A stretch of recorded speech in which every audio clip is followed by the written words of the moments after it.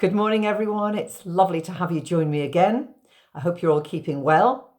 How are you doing? You coping with all of this? Now, in the past, when somebody said to you, "So, how's life?" you probably have answered it in a number of different ways, but one way in which many of us will have answered it is, "Oh, not enough hours in the day. I'm so busy. I mean, I've got looking after my mum or going to see my aunt, or I've got my church work. I've got 3 classes a week. Then I've got the grandchildren. I've got to drop off, pick up. Oh, and then I've got to go to a meeting with so and so. And I've got these." So it goes on. We wear our busyness as almost a badge of honor. It's something that makes us feel good about ourselves. Well, I've got a busy life. I'm very productive. I'm needed and I'm important. And that can actually be very destructive if we let ourselves become too busy, as you all know. I'm one of these people that can do that and tend to rush about a lot. Then we got lockdown. And lockdown came as a real shock to us all. But one thing that we did, I think, begin to appreciate was we'd suddenly got time. And that was so refreshing. We began to do jobs that we hadn't done. They were sitting there waiting to be done for ages. And the feeling of satisfaction was tremendous. We've managed to sort our photographs into albums or clean the house or do the garden or whatever. All good. But we have to be careful that we don't go too far into refilling our lives with other things. I certainly, within the first couple of weeks of going into lockdown, began to feel this is actually quite relaxing. I'd no demands made on my time. And I really did feel more relaxed than I had perhaps in years. But I've noticed just of late a pattern developing. And many people are beginning to put on social media, WhatsApp messages, phone calls, all these sort of things. People are saying, "Oh, I've got so much on, I'm not bored at all." People are swapping what ideally would be a loosely structured, flexible way of living our lives. A little bit of structure is good for us. We actually benefit from that. And they're replacing it with a very disciplined, very demanding schedule. Things where we have to be up by a certain time because that class starts then. Then when I finish that, well, I'm lucky if I get a coffee, and because then I've got, I'm taking up a new language and my French course starts at this time. And then, of course, when I've finished that, well, I've got bridge. I always played bridge, and they've managed to get it online now. They're Zooming it live. So I've got to be at that for 2 o'clock. And that's about 2 hours by the time we've done all that. And before you know it, you're actually replacing one set of stresses with another. So be very, very careful that you are building in to your lives at the moment and ongoing, even when we're out of lockdown. We need to think about rest. Now, rest is a funny thing. Let's think of words we would use to describe it. People could say it's peaceful. It's serene, it's restful, it's just very restorative. Other people might say, "Oh, I just feel too guilty to rest. I'm too fidgety, and I just feel I'm very, very selfish if I take time for myself." We have to be careful.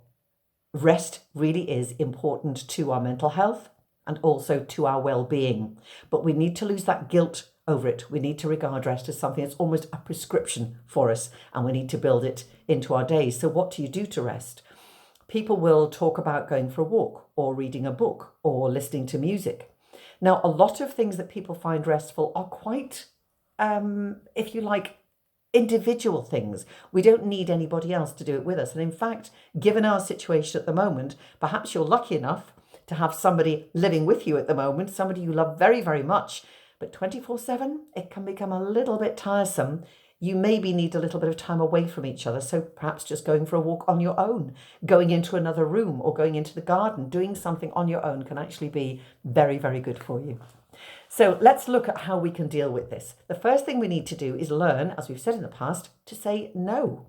It's not to social engagements and rushing off here and there, but you don't have to do every single thing that comes along, every Zoom call. You don't have to answer the phone every time it rings.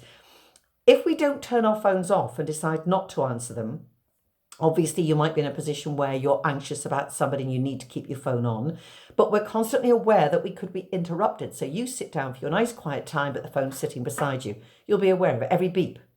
Can you resist it? Can you not answer it? So we might need to turn them off and get the phone somewhere else. Give yourself permission to rest. Don't feel guilty. Don't feel that you're being selfish. This is something you need to do. You will be a much nicer person when you've had your rest, and also you'll be much more productive. So things that you are maybe finding a bit onerous, you think, "Oh, I'm fed up with this. I just can't get to the bottom of this." Maybe when you've had a rest, you'll think differently. You're actually freeing your mind. You'll maybe come up with some solutions. Find your best rest. So what is it that you like to do that would enable you to feel restful? And we're not talking sleep here. Sleep is a very different thing. This is just waking rest. If it's going for a walk, absolutely great, particularly if you can get it out into green space, you feel much better. For those of us who live alone, I certainly find my going out for a walk makes me feel part of the world again. But your mind can wander, and particularly if you live alone, you've nobody that you have to chat to as you're going along. You can just wander along and have a great time. So think about what it is. It could be that you do something that's very passive, that you like to sit and read, listen to music, or it could be that you like to do some exercise, which then makes it much more easy for you to rest afterwards. So go along with whatever suits you. Accept that we will always have an ongoing to-do list. We've all got lots to do in our lives. There's nothing that says we have to get to the end of that list by a certain period. If there is a job that you really don't fancy doing, you remember my son suggested this, eat a toad for breakfast. Essentially, of your list, pick out the worst possible job, the one you really, really do not want to do. It's the one that you keep putting off. Get it done. First thing, a weight will be lifted, and you will find then you can relax into whatever you've got to do for the rest of the day, and you'll probably achieve a lot more. And finally, it is just letting your mind wander. As I said, you may very well come up with solutions to things that you thought were insurmountable problems. Overall, include rest in your lives, embrace it, enjoy it, and hopefully we'll be much happier. Take care now. Hopefully I'll see you next week. Bye for now.